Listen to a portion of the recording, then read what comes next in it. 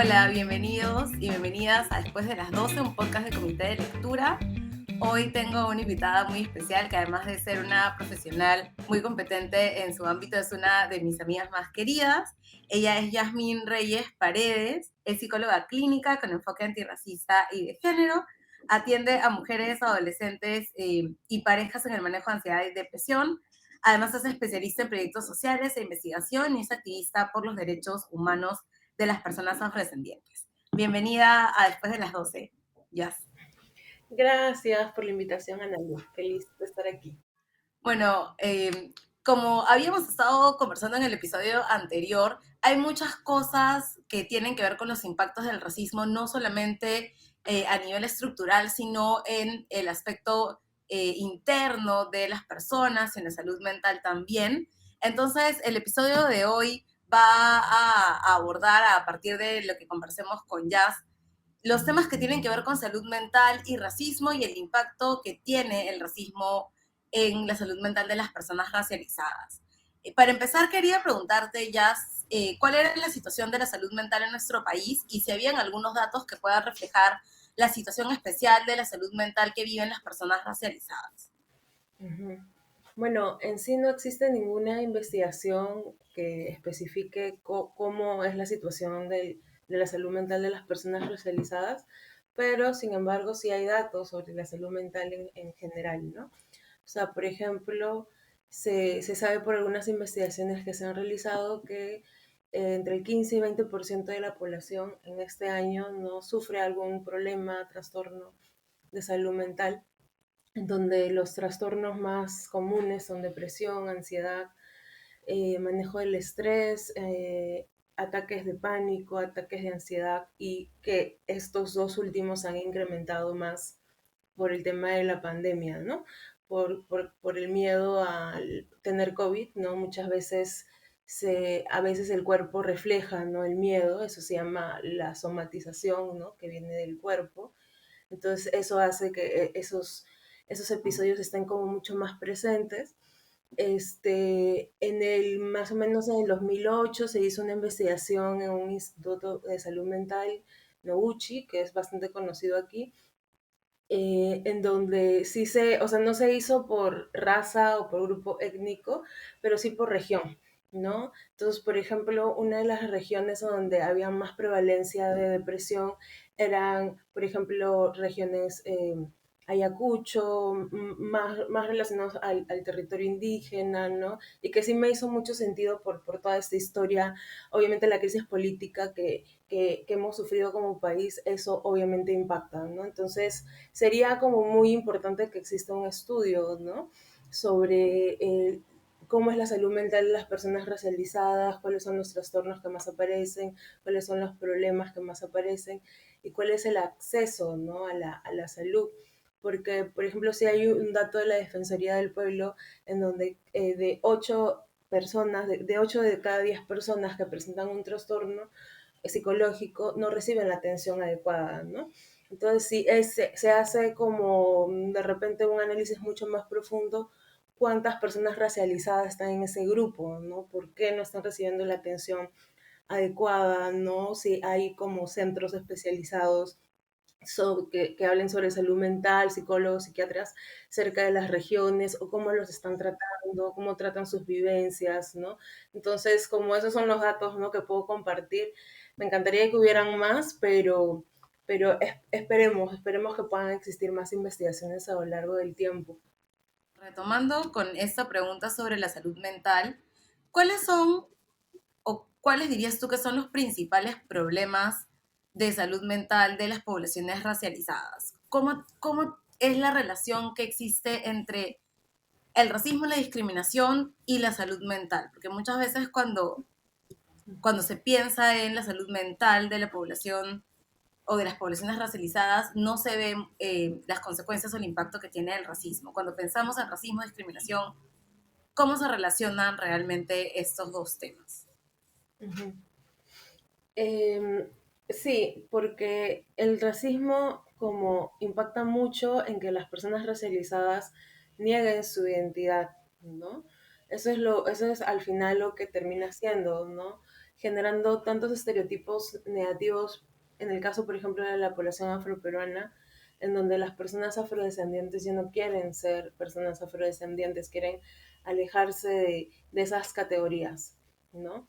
Entonces eso, se quiera o no, influye mucho en la autoestima, en el autoconcepto, ¿no? Entonces es porque si yo niego mi identidad, no solo estoy negando mi identidad, sino también estoy negando, me estoy negando a mí misma, ¿no? Me estoy negando mi piel, estoy negando mi cuerpo, mi cabello, estoy negando la lucha de mis ancestros, mis abuelas, de mi mamá, de mi papá, ¿no?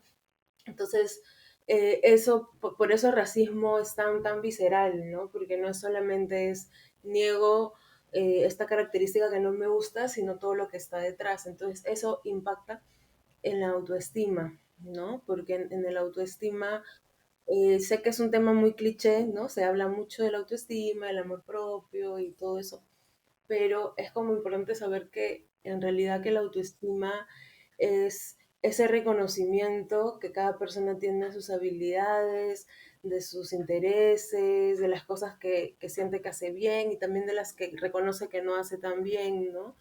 Entonces, si de alguna forma se han recibido mensajes de que, por ejemplo, la identidad que yo tengo es negativa, de alguna forma ese es el mensaje que yo voy a tener de mí misma también, ¿no? Entonces, ya desde ese nivel ya afectan, ¿no? Cómo tú te ves, cómo tú te sientes y cómo tú te presentas, ¿no? También al mundo. Entonces, al tener baja autoestima o tener problemas de autoestima, inseguridad, eso de alguna forma va a impactar, ¿no? En la forma, por ejemplo, en que se reconozcan las habilidades que se tienen, ¿no? O sea, creo que inclusive eso es como una de la base de esto que algunas veces hemos hablado del síndrome del impostor, ¿no? Eh, Como que siento que tiene esa base ahí, ¿no? Otra cosa es que también, por ejemplo, se ve mucho en las personas afrodescendientes la deserción de algunas metas, ¿no? Por ejemplo, la deserción escolar, deserción universitaria, como que no terminan algo a veces, ¿no? Entonces se asocia de que entonces las personas afrodescendientes son flojas, ¿no? O son vagas, ¿no? Pero no se entiende todo lo que hay detrás de eso, ¿no?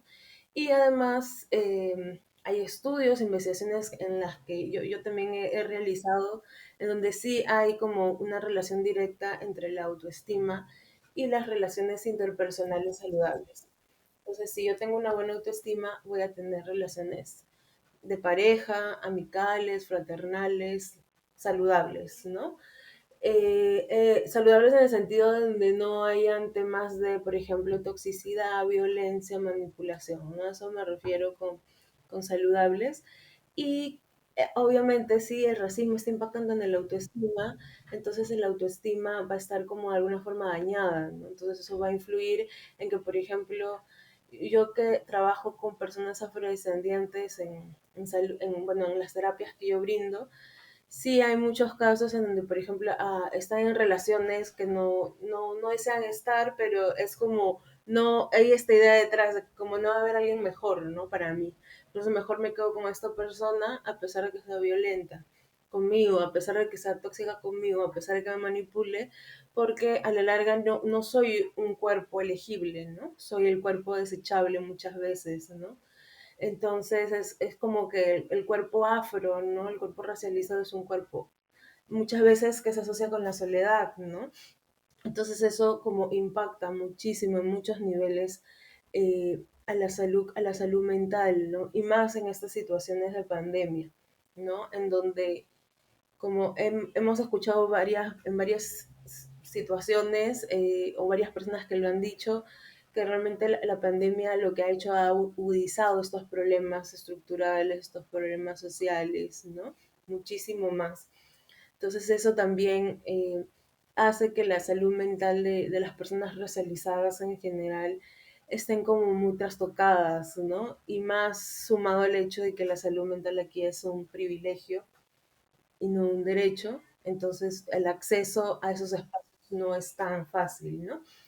Entonces, bueno, eso podría decir, ¿no? De la pregunta que me haces.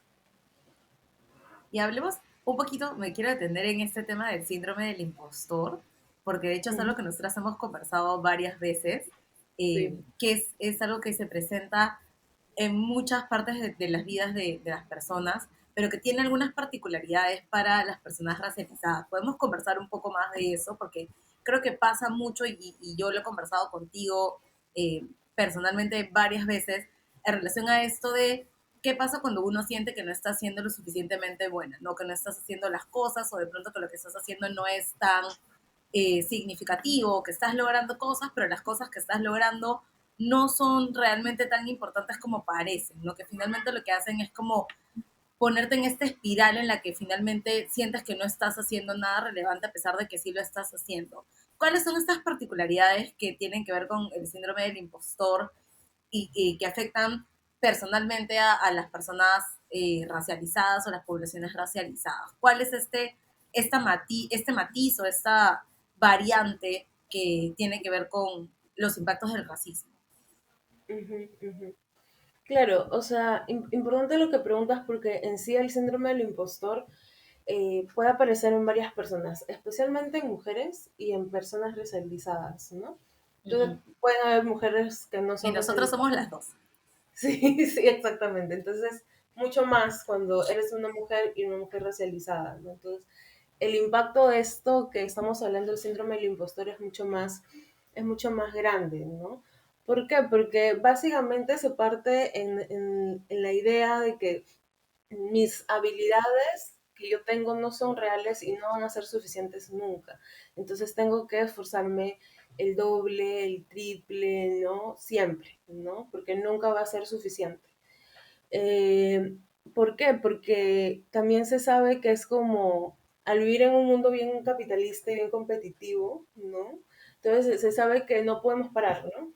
Las personas racializadas en general, y más siendo mujeres, ¿no? No, porque Uh si -huh. paramos, como puede pasar algo que todo el trabajo que hemos estado haciendo se puede puede haber más un retroceso que una evolución, ¿no? Entonces en ese sentido es como el síndrome del impostor, en personas racializadas, yo lo entiendo así, ¿no? Es como estar trabajando, trabajando para una expectativa inalcanzable de otras personas, ¿no? Exacto. Y no tener tiempo para ni siquiera descansar, ¿no? O sea, entendiendo que el Me descanso, siento personalmente atacada. sí, te sientes, yo me siento yo misma, me lo estoy diciendo. O sea, porque el descanso debería ser una actividad más, un derecho, ¿no? Pero lo vemos como algo que hacemos después de haber dado algo como un trabajo muy arduo y eso, ¿no? Que de repente no sentimos que ha sido lo suficiente, ¿no? Eh, Exacto. eh, Y es este entonces, sentido también de sobretrabajar, ¿no? De trabajar un montón. Como bien ujú, decías, creo que algo que me ha quedado de lo que estabas mencionando es alcanzar o intentar llegar a este lugar inalcanzable, ¿no? ajá, De algo que en realidad es una expectativa poco real de lo que deberíamos hacer. Y sí, me he sentido personalmente atacada por todo lo que has mencionado. Como había dicho, creo que lo hemos conversado bastante, pero que es una particularidad, ¿no? Yo me acuerdo mucho cuando empecé como a sentir este tema de no estoy haciendo lo suficiente, no pensé jamás que eso tenía que ver con la salud mental, con los impactos del racismo y cómo nos afectaba como mujeres y como mujeres racializadas, ¿no? Pero definitivamente hay mucho más que ver que ujú, estas cosas que a veces son como, que se sienten como superficiales, ¿no? Entonces, sí me parece interesante lo que mencionabas de este matiz de qué pasó con las personas racializadas, ¿no? Cómo lo sentimos, cómo lo vivimos, cómo estamos siempre predispuestas a producir y producir y producir, muchas veces poniendo nuestra propia salud física y mental como en un segundo plano, ¿no? ujú. Sí, y además creo que está muy relacionado al perfeccionismo, ¿no? O sea, el síndrome del impostor creo es eso, ¿no? Es eso inalcanzable, es lo perfecto, ¿no? Pero realmente el perfeccionismo sí, yo siento que tiene una base colonial, ¿no? Porque se basa en esto, pues, inalcanzable, perfecto, que se tiene que hacer, ¿no? Y en sí, pues, el perfeccionismo no, es una trampa, no existe, no es lo que nos han querido no sé, compartir ese mensaje, pero no es tan real, porque siempre vamos a cometer errores. De hecho, de los errores podemos aprender un montón de veces, ¿no? Entonces, eh, sí, es muy duro este tema, pero mucho más creo que sí es bien importante hacer la diferenciación para personas racializadas. Pasando un poco a un tema, creo yo, bastante más denso, me gustaría hablar un poco de lo que representa o lo que implica vivir un trauma racial. Y aquí creo que podría ser una salvedad en relación a qué se entiende por trauma, ¿no? Que a veces se ve o se entiende como algo bastante o de grandes magnitudes o que tiene un impacto muy significativo que puede marcar o que puede tener un hito en la vida de las personas. Pero a veces cuando hablamos de trauma y de trauma racial, hablamos de estos pequeños eventos que pueden tener un impacto en la vida de las personas, como mencionabas, en la autoestima de las personas, en la manera en que se relacionan con otras. Entonces, cuando hablemos de trauma racial, ¿cómo podemos definirlo, conceptualizarlo? ¿No? Hay una manera de definir de manera correcta qué es algo traumático y qué no lo es. ¿Cómo se manifiesta el trauma racial? Ujú, claro. Bueno, partiendo desde, o sea, si separamos estas palabras, trauma racial, ¿no? Es como partiendo de lo que es el trauma, ¿no? Este, sí, es muy importante saber de que el trauma parte de un evento como una situación, ¿no? Que ha pasado, que te pasó en la vida, ¿no? Que sí, que dependiendo de las personas, o sea, en el sentido de que, ¿quién define si este evento para mí fue traumático? Es una percepción subjetiva, ¿no? O sea, hay personas que, por ejemplo, pueden decir, el 2020 para mí fue traumático, pero para otras personas no lo fue, o que pueden decir, no sé, cuando yo viajé en avión fue un evento traumático, pero para otra persona no. Entonces sí es como bien importante como hacer esa diferenciación que tiene que ver también con la percepción subjetiva de las personas, ¿no? Cómo las personas definen qué es para esas personas, ¿no? Lo traumático o no. Tiene que ver con un evento importante que sí impacta en la vida de las personas, eh, que claro, puede tener varios niveles, ¿no? Que puede ser como la pandemia, ¿no? Creo que es un evento traumático como grande, ¿no? O un accidente, ¿no? O que te enfermes, o también pueden como situaciones como, por ejemplo, el racismo también, ¿no? Y dentro del racismo también hay situaciones como mucho más traumáticas que otras, ¿no es cierto? Y hay personas que viven el racismo de forma mucho más traumática que otras, ¿no es cierto? También. O sea, específicamente las personas afrodescendientes, por ejemplo, sabemos que el tema del color de piel influye, ¿no? En cuánto puedes percibir de traumático de racismo, ¿no? O sea, por ejemplo, en mi caso yo he percibido traumático de racismo más por mi color de piel que por mi cabello, ¿no? Porque mi cabello no, pues dentro del cabello que afro, que es más violentado, yo no tengo ese cabello, ¿no? Entonces, Ujú. va a depender de muchas cosas, ¿no? Y en sí el trauma racial, ¿de dónde viene? ¿No? ¿Por qué se comienza a hablar del trauma racial? Porque muchas investigaciones en Estados Unidos se comenzaron a percatar de que los síntomas, características de las personas que habían estado expuestas al racismo eran muy, muy, muy parecidas a las personas que han estado expuestas a un trastorno de estrés postraumático. Y el Wow. trastorno de estrés postraumático es, pues, bueno, un trastorno psicológico que bueno, se puede, hay mucha investigación sobre eso, pero en realidad es como un evento muy traumático, que es lo que genera en las personas sensaciones físicas, como por ejemplo insomnio, pesadillas, o sea, síntomas muy asociados a la depresión, como no querer comer o comer mucho, ¿no? Y también como una reavivación del evento, ¿no? Es como te pasó un accidente y tú estás como después de 6 meses, de repente inclusive años, recordando ese evento, teniendo pesadillas sobre eso, ¿no? Entonces, en algunos estudios que se han realizado sobre el trauma racial, como que como que se ha visto esto también, ¿no? Que, por ejemplo, personas afrodescendientes que han estado expuestas al racismo desde muy temprana edad, como una situación, por ejemplo, no sé, escuchan algo que tiene que ver sobre su identidad y los lleva a ese recuerdo, ¿no? Entonces puede producir inclusive sensaciones muy dolorosas, ataques de ansiedad, ataques de pánico, ¿no? Por ejemplo, en alguna ocasión a mí sí hablar con una persona me activó un recuerdo racista, ¿no?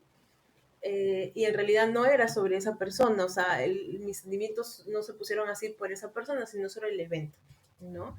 Entonces, Claro. el tema racial, dentro de todo lo que estaba explicando, pues se puede definir como eventos traumáticos que se han vivido a partir del racismo y que pueden generar pues, ciertas emociones desagradables, ¿no? Eh, en el cuerpo, en las emociones, ¿no? Y que impacta en la vida diaria, ¿no? En la vida cotidiana, ¿no? Y específicamente porque además en nuestro país todo el tiempo creo que se nos está recordando y se está reavivando la herida del racismo, ¿no? O sea, con Ujú. este tema de las elecciones, yo no quiero entrar a hablar de política, pero con este tema de las elecciones yo siento que sí se reavivó un poco el tema del racismo, ¿no? O sea, es como personas que históricamente hemos vivido racismo y hemos estado expuestos a estos comentarios, ¿no? Entonces, ver en redes sociales estos comentarios hacia uno de los candidatos es como reactivar esos recuerdos de que eso todavía existe, ¿no? De que eso todavía está ahí presente. Y eso es lo que pasó cuando pasó lo de George Floyd, ¿no? O sea, Ahora vamos a hablar de eso. Bien. es la reactivación del trauma, ¿no? Entonces, Sí. bueno, dentro de todo, en general eso sería, ¿no? Y algunas características así particulares es que el trauma racial sí, sorprendentemente está muy relacionado con la procrastinación, ¿no? ¿Por qué? Porque la procrastinación es esta sensación de que no puedes terminar algo, ¿no? Porque, no sé, te distraes y no puedes hacerlo. Pero en realidad la procrastinación está muy Ujú. relacionado con seguridad emocional, ¿no?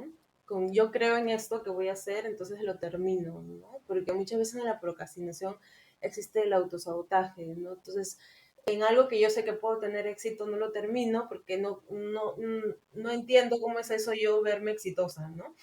Eh, entonces, si lo hacemos un análisis bien profundo, ¿de dónde viene esa inseguridad, ¿no? Emocional de hacer algo, ¿no? Que tiene que ver con lo del síndrome del impostor también, ¿no?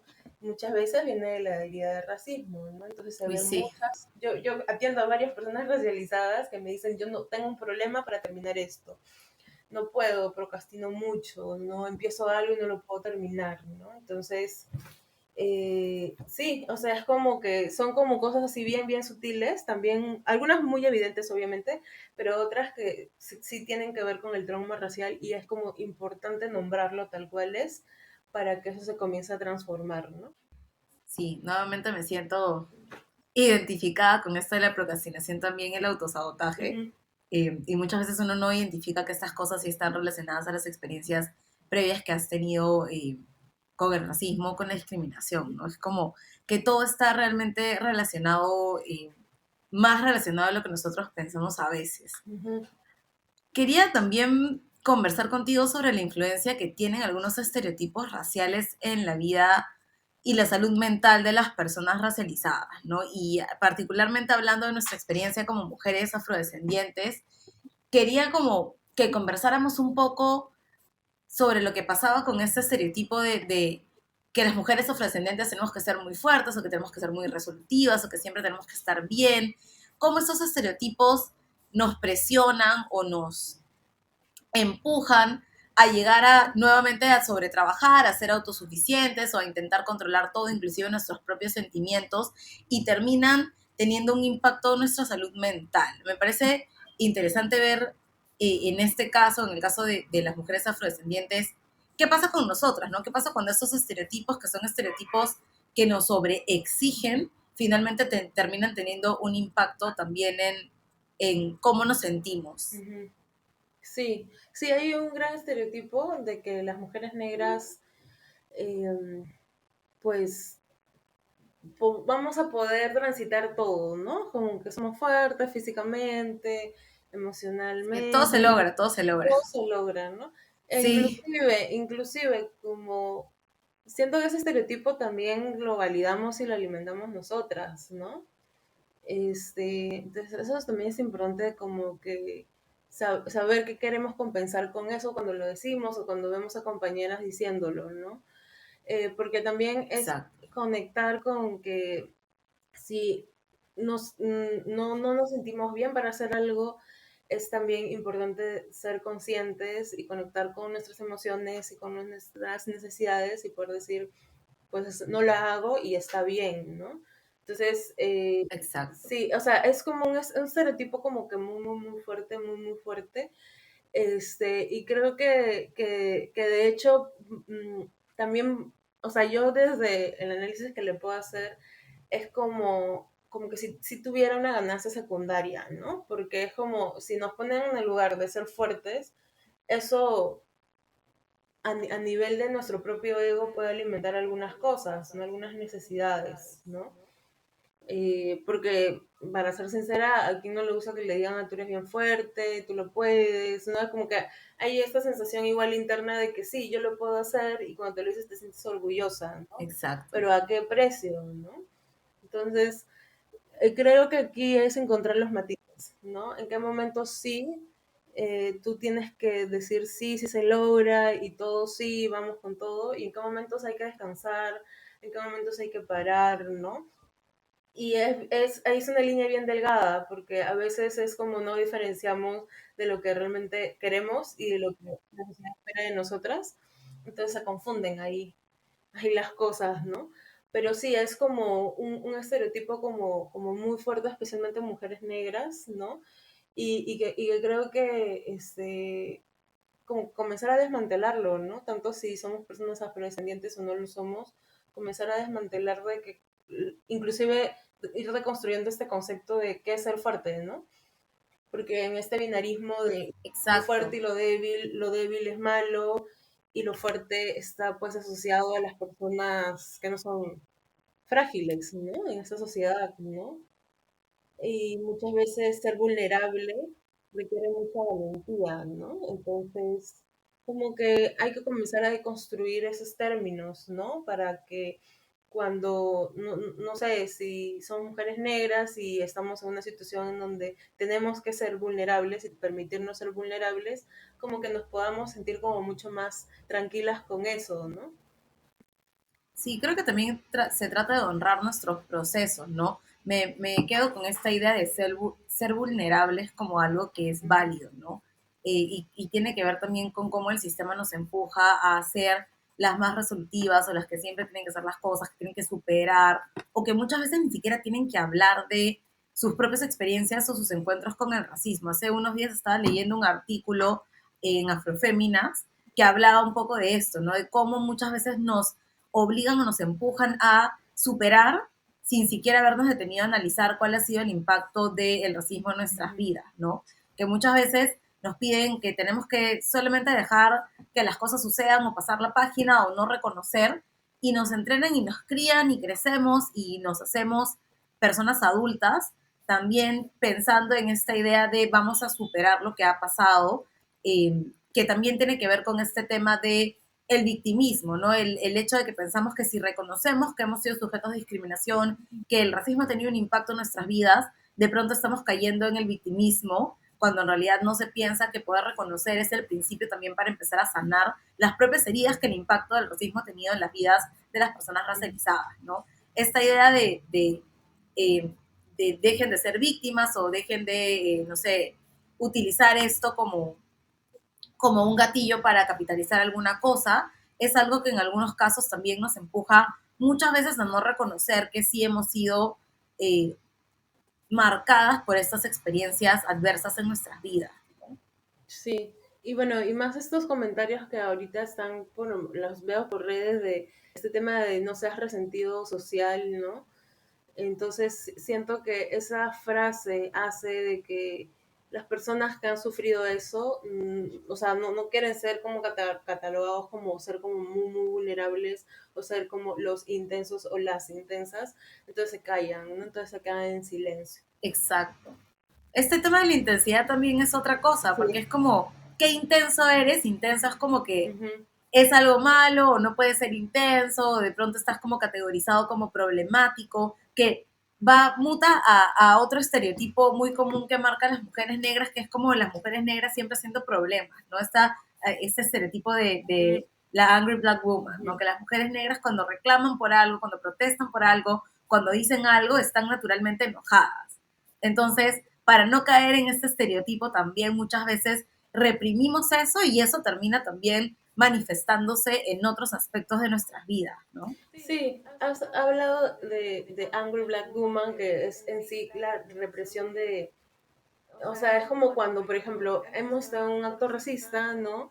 Y lo hemos querido decir, algunas veces me han dicho, pero cálmate, pero háblalo tranquilamente, ¿no? Pero como si yo estuviera hablando de algo malo, ¿no? O como si la forma en que yo lo estoy diciendo no es la mejor o no es la más aceptada, ¿no? Entonces en esos momentos yo a veces cedía, ¿no? Hasta en un momento yo me dije, ¿por qué voy a ceder si en realidad si esa es la intensidad de mi voz? No estoy faltando respeto a nadie y Ujú, lo puedo ujú. expresar desde ese lugar, ¿no? Porque al utilizar esta estrategia, estas personas lo que hacen es anular tu voz. Porque es una estrategia, ¿no? Es una Exacto. estrategia, sí, Sí, sí, sí, sí. anulan tu voz, ¿no? Es como que te hacen sentir vergüenza de tu voz, ¿no? Entonces, sí, son como cosas que igual hay que, siempre es bueno hablar, ¿no? De eso. Sí, y me parece interesante lo que dices de anular tu voz, porque muchas veces lo que pasa cuando las personas racializadas denuncian discriminación o denuncian racismo, eh, es que las personas que reciben la denuncia o que ven el caso desde una perspectiva más amplia dicen, no me parece que sea la manera correcta, o no creo que estés utilizando el tono correcto de voz, o no creo que estés utilizando las palabras correctas para decir tal o cual cosa. Y es como esta casi que manipulación de cuál es la manera correcta o cuál es la manera que puede ser como menos traumática para la persona que puede recibir la información sin ponerse a pensar realmente qué o cuál es el impacto de esta situación en la persona que le está denunciando, ¿no? Entonces, siempre es como que se quiere bajar el tono o que suene así, pero no tan así, que no sea tan agresivo, entre comillas, cuando estas experiencias de discriminación son agresiones que terminan Ujú, siendo violentas, que terminan teniendo un impacto muy fuerte en las ujú. personas racializadas, pero siempre se está pensando en la persona que recibe la información o la persona a la que se le dice y no realmente de la persona de la que sale, ¿no? Que es una persona a la que le ha afectado, que ha tenido un impacto en su salud mental, muchas veces en su salud física. Tú lo acabas de mencionar hace un ratito, cómo a veces el trauma racial se manifiesta físicamente también. Y creo que hay siempre esta necesidad como de controlar qué es lo que se va a decir o cuál es la manera correcta, ¿no? Y acá voy a hacer como un paréntesis chiquito de una reflexión en relación a lo que pasaba, por ejemplo, con Kamala Harris en Estados Unidos, ¿no? Que decían, ay, miren, qué bien se comporta, qué educada es a pesar que le están atacando, y cómo es posible que ella sí pueda ser una mujer negra que sea educada y que no sea enojada todo el tiempo, ¿no? Eh, y que claramente, a pesar de que parece o resulta ser como un cumplido, entre comillas, termina al final siendo muy violento porque lo que hace es regular o Claro. controlar la manera en que las mujeres negras o las personas racializadas expresan qué les está afectando y cómo les está afectando, ¿no? Y siempre hay como esta presión por ser políticamente correcto, decir las cosas de la manera adecuada, eh, cuando en realidad no se ponen a pensar qué implica o qué realmente impacta cuando una mujer decide protestar o decir, basta ya, no quiero esto, estoy denunciando algo que a mí me afecta Ujú. personalmente o de manera colectiva, Sí, ¿no? sí, qué importante, porque de alguna forma eso es, o sea, ese tipo de comportamientos de lo educado, ¿no? Es una forma de control, ¿no? De los comportamientos de las personas racializadas, ¿no? E inclusive de la misma rabia, ¿no? Que a veces es como importante sacar, ¿no? En algunas circunstancias. Hablando de la rabia y de cuáles son estos sentimientos Ajá. que nos evoca eh, los episodios de racismo o estos casos de Ujú, discriminación muy públicos. La semana pasada estábamos hablando del tema de George Floyd en el podcast. Estuvo con nosotros Valeria Reyes hablando un poco de el aspecto legal o de denuncia y cuál fue ujú, la magnitud del caso.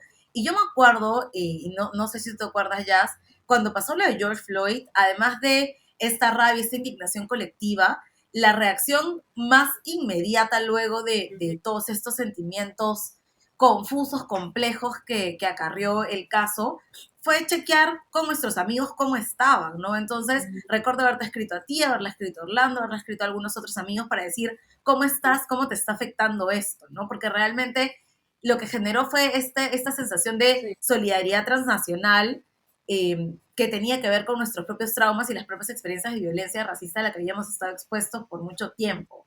Entonces quería como consultarte si podíamos conversar un poco de cuál fue el impacto en la salud mental de las personas racializadas que tuvo este caso, que tuvo el caso de George Floyd, que fue un caso muy público, con imágenes muy chocantes. ¿Cómo lo viviste tú y también cómo sentiste que tuvo el impacto en las otras personas que te rodean, ¿no? ujú, claro. Bueno, ¿cómo lo viví yo? Para mí fue muy fuerte. De hecho, no pude ver el video en sí hasta después de casi Yo no lo vi 2 semanas, tampoco. ¿no? Era Hasta muy fuerte después. después, ¿no? Era Yo como, lo vi como un porque mes después. O sea, yo dije, ya, un esto ha mes, pasado, no voy a ver más. sí, era como, por autocuidado, creo que es como importante también tener esas herramientas. Este, mm, sí, y fue como, para mí fue como también ver, por ejemplo, cuando vi ese video, para mí en ese video también es ver a mi propia familia, ¿no? Ver a mi papá, ver a mis tíos, ver a mis primos, ¿no? Estando, o sea, que podrían haber sido ellos, ¿no? Entonces creo que a mí me afectó desde ese lugar, ¿no? De que de alguna forma sí hay una diferenciación de cómo se expresa y opera el racismo en Estados Unidos que aquí sí lo hay, pero hay una esencia, ¿no? Hay una esencia de humillación, de maltrato a personas negras, ¿no? Entonces eso es como, conectar con eso fue como muy doloroso, ¿no? Y creo que a nivel de salud mental también, ¿no? O sea, de hecho, hay muchas personas afrodescendientes que comenzaron terapia conmigo después de esa, Wow. mm, de esos, o sea, de ese evento, ¿no? Esa situación que ocurrió el año pasado, ¿no? Y que me decían específicamente esto, lo que ha pasado con George Floyd, ha activado muchas memorias en mí que necesito trabajarlas y de forma muy urgente, ¿no? Entonces, creo que es como también un reflejo de que las cosas que se ven racistas en los medios de comunicación, ¿no? Este, impactan muchísimo, inclusive muchísimo más, ¿no? Tú lo debes saber, ¿no? Tú eres una experta en eso, ¿no? Entonces es como, sí, es como muy impactante porque además todos los, o sea, nosotros lo podemos hacer, o me imagino que el año pasado hemos estado en espacios y hemos estado conversando y analizando la situación desde un enfoque antirracista, ¿verdad? Pero eso no ocurre en los medios de comunicación. No es cierto. Entonces, no, o sea, simplemente pueden Sí, decir cualquier cosa y las personas afrodescendientes están escuchando cualquier cosa, ¿no? Eh, ay, sí, entonces me cierto. hizo pensar como un montón de cosas, un montón de cosas. Eh, Me gustó mucho que esta situación como, o sea, en el sentido de que abriera el espacio para hablar de ese tema más, ¿no? Lo que Sí, sí no me gustó es que se agarraron en esta campaña de Black Lives Matter mucha gente que luego obviamente nos dimos cuenta de que solamente era por un tema de activismo performático o simplemente querer figurar. sí. Ajá, sí, pero sí, yo creo que impactó de alguna forma a todas las personas, más obviamente a las personas afrodescendientes, ¿no? Sí, acabas de activar un recuerdo en realidad a una experiencia traumática. Me acabas de mencionar este tema de las personas que trabajan con medios de comunicación y de hecho, digamos, algunas personas que están escuchando el podcast y mis amigos como tú saben que cuando trabajé mi tesis de maestría evalué o revisé todos los programas de El Negro Mama para mi tesis. Mm. Y una de las cosas que no voy a olvidar jamás es que una de mis profesoras, que iba a ser mi jurado, pero al final por algunos temas personales no pudo ser parte de mi comité, Ujú. me dijo, me parece tu tema, me parece que el tema está perfecto, me parece que va muy bien, me parece que lo vas a desarrollar muy bien, pero cuida tu salud mental, porque yo acabo de ver 5 minutos de este programa Mm. y probablemente voy a tener que hablar de esto en mi terapia semanal. Sí, No me imagino cuál va a ser el impacto para tu salud mental ver 6 o 7 meses estos programas todos los días, exacto. ¿no? Y de hecho al principio era como que, bueno, sí, los tengo que ver porque son parte de mi trabajo, pero sí llegaba algún momento en el que sí me sentía muy saturada, muy abrumada, muy cargada emocionalmente hablando de ver estas cosas, ¿no? Entonces, como bien decías, hay momentos o eventos traumáticos que te disparan esos gatillos que dices, en verdad necesito conversar sobre esto, en verdad necesito eh, buscar ayuda o poder empezar a sanar mis propios traumas relacionados a estas cosas, ¿no? Que tienen que ver con lo que vemos en la televisión, las cosas que se conversan, estos videos de violencia racista que se ven desafortunadamente aún en varios países y existen como estas experiencias de estar expuestos a este contenido que sí tienen un impacto en nuestra salud mental, ¿no? Que hasta ese momento yo no lo entendía muy bien, pero bueno, ya cuando empecé a hacer el trabajo de campo, entre comillas, a ver, a revisar, a analizar estas cosas, sí tuvo un impacto en cómo me sentía hasta físicamente, Mm. ¿no? Y era algo que creo que no había relacionado y que acabas de activar con esta cosa que me has Sí. mencionado. Eh, en relación a esto, ¿cómo sanamos? ¿Cuál es el camino a empezar un proceso de sanación para las personas racializadas? Porque como dices, hay muchas cosas que a veces no logramos identificar, hay muchas cosas que nos pasan, hay esta presión por siempre ser fuertes, por siempre superar, por no victimizarse, por seguir adelante a pesar de todas las cosas que Ujú. suceden.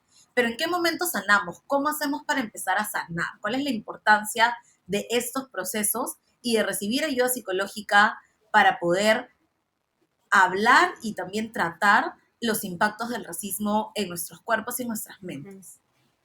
Bueno, me has hecho la gran pregunta de este sitio. En sí, como hay varias formas, ¿no? Hay varias formas en donde se puede sanar, ¿no? Digo varias formas porque, claro, una de ellas es la terapia psicológica, pero no todas las personas afrodescendientes o racializadas pueden acceder, ¿no? A un espacio de terapia psicológica, pero sí pueden haber algunas herramientas, ¿no? Lo principal es poder ser conscientes la importancia de nombrar las violencias. Es decir y anunciar, esto fue violencia racista, yo sufrí racismo, yo pasé por esto, ¿no? Nombrarlo, ¿no? Enunciarlo. Es el primer paso como para poder sanarlo, ¿no? Porque si no enunciamos una violencia, no va a ser como nombrada como violencia en sí, entonces no se va a poder sanar, ¿no? Entonces, eso es lo principal. Y ese proceso de reconocimiento sí puede durar un tiempo, ¿no? No es que hoy día me levanto y digo, ya, reconozco esto, no, sino es como, inclusive, hay, por ejemplo, algunas herramientas, es un espacio de terapia o con redes de soporte de amigos, ¿no? Puedas, que puedan, o sea, las personas que escuchan el podcast puedan encontrar amigos o tengan amigos, sean racializados o no, pero que estas personas que no son racializadas, Ujú. como que puedan tener la apertura y la empatía, ¿no? De saber que tienen un amigo, una amiga afrodescendiente o indígena o amazónico, ¿no? Entonces, creo que también las redes de soporte ayudan mucho, muchísimo, ¿no? Obviamente no es lo mismo que una terapia, pero porque un terapeuta obviamente te brinda más herramientas, pero sí dan, o sea, como que aportan mucho, ¿no? A como poder transitar todos estos ansiedades y episodios, específicamente cuando son episodios de racismo, siempre es bueno tener como un grupo de soporte en donde si te pasa algo, como que le cuentas, ¿no? A estas personas, ¿no? Creo que eso es importante. La otra cosa es que muchas veces no, o sea, cuando se habla de salud mental, se habla solamente de la psicología, no es cierto. Pero en sí, cuando hablamos de personas racializadas o de nuestra propia linaje, también estamos hablando de espiritualidad, ¿no? Eso es parte de Ujú. nuestra propia identidad, ¿no? Prácticas espirituales asociadas a lo indígena, asociadas a lo afro, peruano, a lo afrodescendiente, a lo amazónico, existen en nuestro país, ¿no? Y también pueden ser fuente de mucha sanación para muchas personas, ¿no?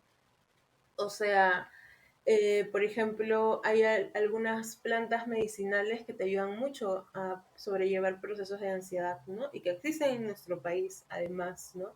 Y que muchas personas lo utilizan para poder, por ejemplo, dormir mejor, tener un sueño más satisfactorio, estar más concentrada, ¿no?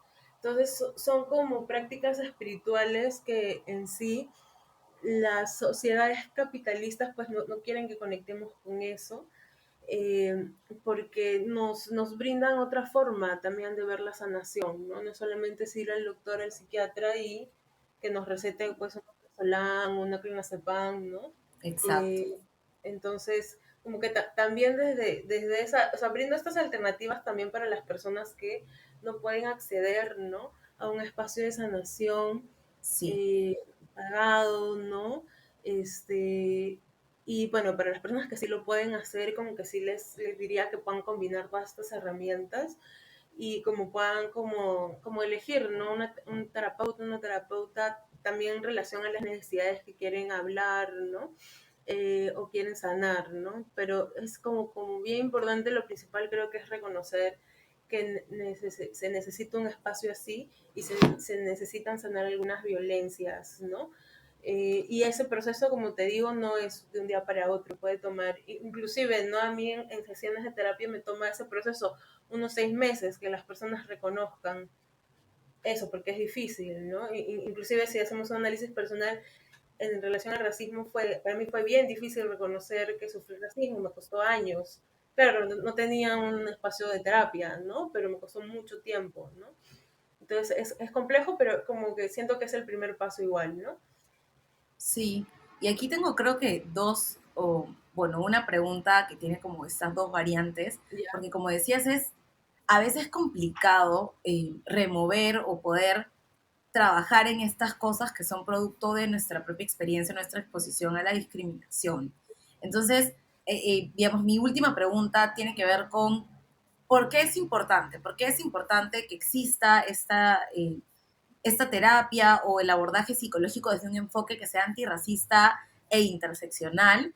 Y lo otro que tenía que ver con mi propia experiencia también buscando una persona con la que pueda tener acompañamiento psicológico es cómo hacemos para encontrar a personas en Perú o en la región que tengan este enfoque y este abordaje, ¿no? Esto es como una confesión bastante personal, pero a mí me costó mucho encontrar una persona y de hecho me da mucha pena que Jazz fuera mi amiga porque yo quería que Jazz me tratara y obviamente no es posible, pero me costó mucho tiempo poder encontrar una persona que pudiera tener el enfoque antirracista, interseccional que yo estaba buscando, ¿no?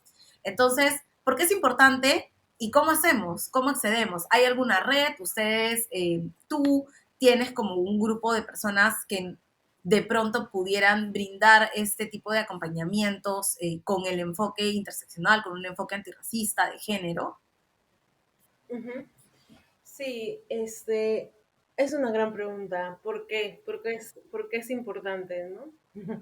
Este, ¿por qué es importante? Porque en realidad la psicología lo que tiene que hacer es adaptarse a la realidad de las sociedades y de las ciudades y no al revés, ¿no?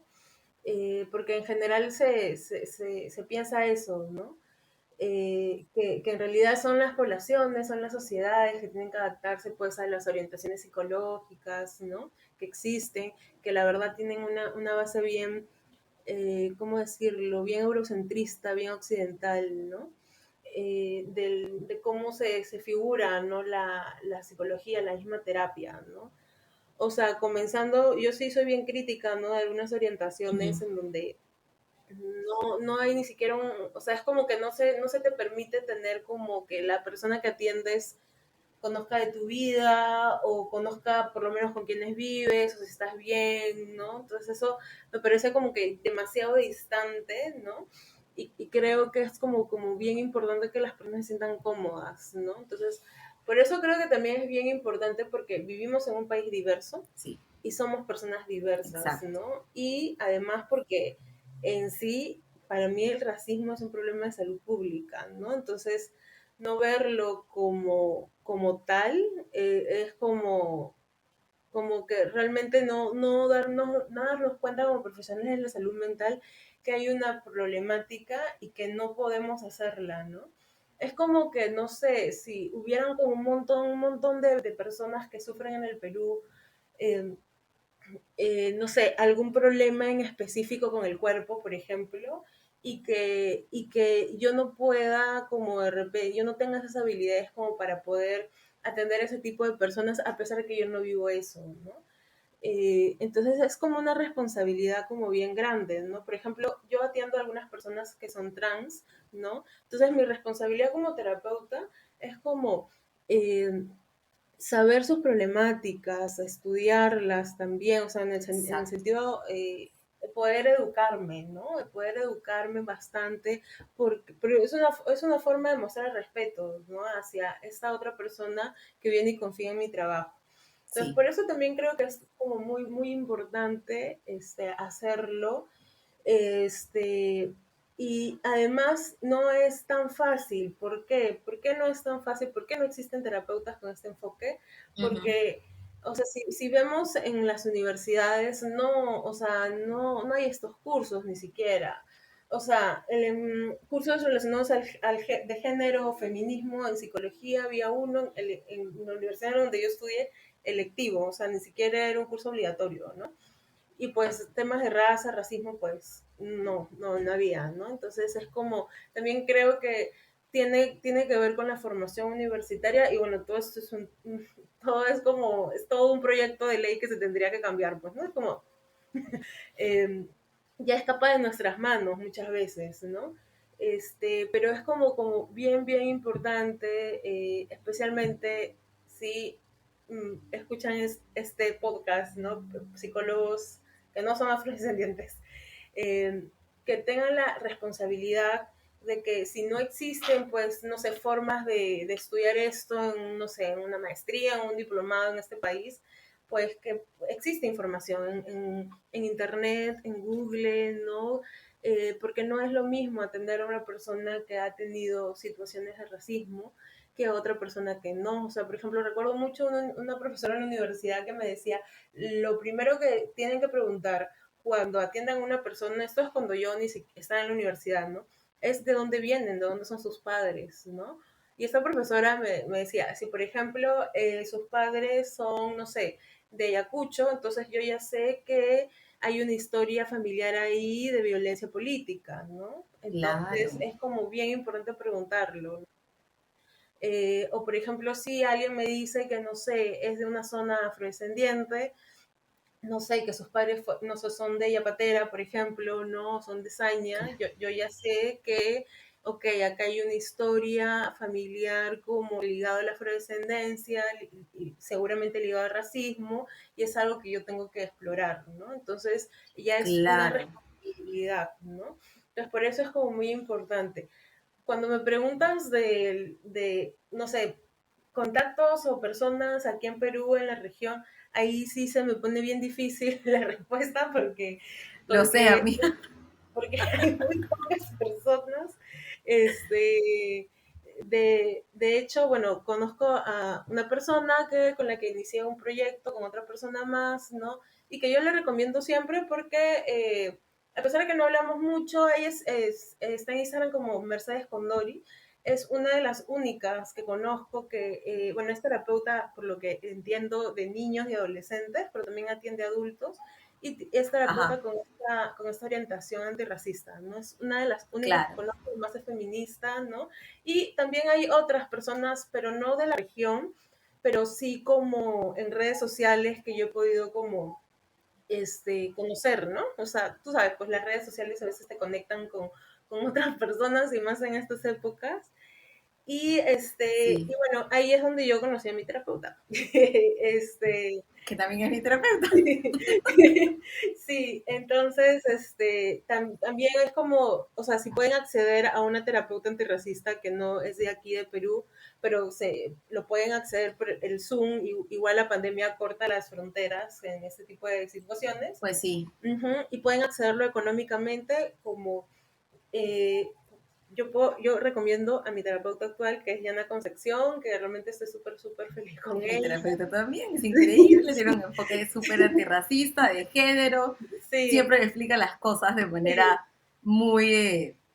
es interesante porque el análisis que ella hace siempre es como partiendo de estos temas antirracistas y de género, ¿no? Que es probablemente también lo que tú haces, ujú, pero sí creo que la reflexión aquí también es lo que ya habías mencionado al inicio, que la salud mental no es algo a lo que se le ponga suficiente cuidado, no suficiente atención y que muchas veces es muy difícil de acceder para algunas personas, ¿no? Nosotras tenemos ahora la posibilidad de poder acceder a acompañamiento psicológico con estas características, pero es muy difícil también para muchas personas racializadas en nuestro país ujú. poder acceder a este tipo de acompañamiento, ¿no? Entonces creo que hay todavía muchos pendientes en relación a la salud mental de las personas racializadas, a que se entienda la importancia del racismo y sus impactos en la mente y también en el cuerpo de los sujetos racializados, y que se generen mejores condiciones para que más personas puedan poder acceder a ello, ¿no? Sí, sí, sí. Sí, de todas maneras, o sea, lo que yo soy, o sea, yo como terapeuta antirracista, lo que sí hago es abrir espacios gratuitos muchas veces a las personas Uh -huh. que, o sea, manejo dos modalidades, ¿no? Una es, bueno, obviamente del pago en efectivo, transferencia, y otra también es modalidad trueque, ¿no? Entonces, ¿por qué? Porque esta misma profesora de la universidad que te mencionaba, ella una vez me recuerdo que me mencionó como que el dinero no puede ser una excusa para que una persona no inicie un proceso de salud mental, ¿no? Exacto, Ajá, entonces, realmente el tema del trueque, del intercambio, inclusive de saberes, que a veces lo he hecho con algunas personas, ¿no? Realmente para mí me gusta mucho, ¿no? Ese intercambio, especialmente cuando sucede con, bueno, generalmente sucede con mujeres, ¿no? Este, entonces es realmente como bien, bien, bien bacán. Y algunas veces también, especialmente a personas afrodescendientes de muy, muy bajos recursos o personas trans también, he brindado apoyo como gratuito a personas que realmente no lo pueden pagar, ¿no? Porque siempre hay que apoyarnos y hay que ayudarnos, ¿no? Especialmente en estos momentos, ¿no? Y tal vez soy una persona afrodescendiente que ha podido acceder desde muy temprana edad, la verdad, a espacios de salud mental, por las ventajas económicas que yo he tenido, ¿no? En relación a lo que mis padres me han podido ofrecer, pero soy muy consciente de que parte de mi coherencia es también como compartir, ¿no? Estos conocimientos y estos saberes, ¿no? Y si lo puedo compartir, exacto. genial. O sea, si por mí fuera, yo haría terapia gratis de todo el mundo, pero no, no se puede, tengo que sobrevivir de alguna forma. Pero bueno, sí, creo que por eso termina siendo como muy importante, ¿no? Y además, tomando en cuenta que algunas de las personas que me dicen es como que realmente yo cuando hablo contigo me dicen, yo me siento como comprendida porque siento que has pasado lo mismo que yo, ¿no? Muchas personas negras me dicen eso. Claro, Entonces eso realmente sí hace una diferencia en general entre terapeutas negras antirracistas y las que no lo son, ¿no? Porque se siente igual, ¿no? Sí, o exacto. sea, yo he tenido varias terapias, varios terapeutas y cuando he contado situaciones de racismo me han puesto una cara de como no te entiendo, una cara de como que en serio eso te pasó, ¿no? Y eso Uh -huh. realmente, eso no se puede hacer. No, es como que no se puede hacer porque ya es como que la próxima vez ya no hablé de eso, ¿no? Porque no quiero volver a repetir eso. Entonces eso es como muy Claro. importante también, ¿no? Hacerlo. Ujú. Sí, me ha gustado mucho lo que mencionabas de cómo también tenemos esta parte de poner nuestros conocimientos al servicio de la comunidad, ¿no? Entonces, sí creo que es importante, sí me parece relevante que no haya este impedimento económico para poder acceder a acompañamiento psicológico. Creo que es muy necesario para todas las personas en general, pero en el caso de las personas racializadas, poder tener una persona que pueda acompañarlos en este proceso y que tenga un enfoque como el que tú tienes. Yo estoy muy contento, muy agradecida de que hayas accedido a participar en el podcast esta semana. Voy a decirles que si quieren encontrar información del trabajo que hace Jazz, pueden seguirla en psicóloga Yasmín Reyes en Instagram para que puedan conocer un poco más del enfoque, y de hecho vamos a preparar también una publicación probablemente en las próximas semanas, que habíamos estado pensando ya hace algún tiempo.